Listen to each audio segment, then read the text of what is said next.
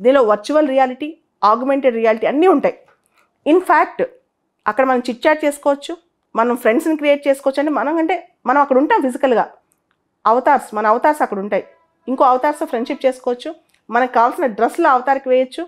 అంటే బట్టలు కొనుక్కోవచ్చు, వాటికి రియల్ ఎస్టేట్ చేసుకోవచ్చు. అక్కడ మన ఆవాసాలు కొనుక్కోవచ్చు. మెయిన్ ప్లేసెస్ అయితే ఎక్కువ కాస్ట్, సబర్బ్స్ అయితే, స్లమ్స్ అయితే తక్కువ కాస్ట్. ఇలా అక్కడ కూడా రియల్ ఎస్టేట్లు ఉంటాయి. అక్కడ కూడా కరెన్సీ ఉంటుంది. మనం అక్కడ జాబ్కి వెళ్ళొచ్చు, మనం అక్కడ ఫ్రెండ్స్ని తయారు చేసుకోవచ్చు, అక్కడ ఎంటర్టైన్మెంట్ చేసుకోవచ్చు, అక్కడ గేమ్స్ ఆడుకోవచ్చు, అక్కడే జీవనం సాగించవచ్చు.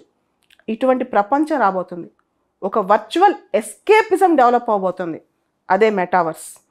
మార్క్ జుకర్బర్గ్, సత్య నాదెల్లా ఇలాంటి వాళ్ళందరూ ఇంటర్నెట్లో ఇది ఒక కొత్త evolution, extended form of internet అంటున్నారు. Artificial intelligence, internet of things, generative AI, virtual reality, augmented reality ఇవన్నీ కలిపి మెటావర్స్ తయారవబోతుంది.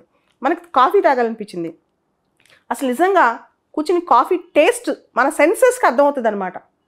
అవి కూడా దానిలో ఫీచర్స్ రాబోతున్నాయి. అంటే మనం చూడాలనుకున్న వ్యక్తులు కానీ, మనం తాగాల్సిన కాఫీ కానీ ఏమైనా, ఫర్ ఎగ్జాంపుల్ ఒక 200 ఏళ్ల క్రితం మన చుట్టాలు ఎవరో చనిపోయారు అనుకుందాం. వాళ్ళకి సంబంధించిన అవతారం అక్కడ ఉంటే వాళ్ళతో మనం ఇంటరాక్ట్ అవ్వచ్చు. ఇంటరాక్షన్స్ కూడా అంటే మనకు ఆ ఫీలింగ్ తెప్పిస్తారనమాట ఇవన్నీ.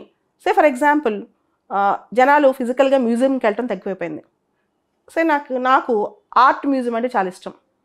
నా క్రియేటివిటీ ప్రకారం ఆర్ట్ మ్యూజియం అక్కడ తయారు చేసుకోవచ్చు. నేను కూడా ఇంటరాక్టివ్గా తయారు చేసుకోవచ్చు.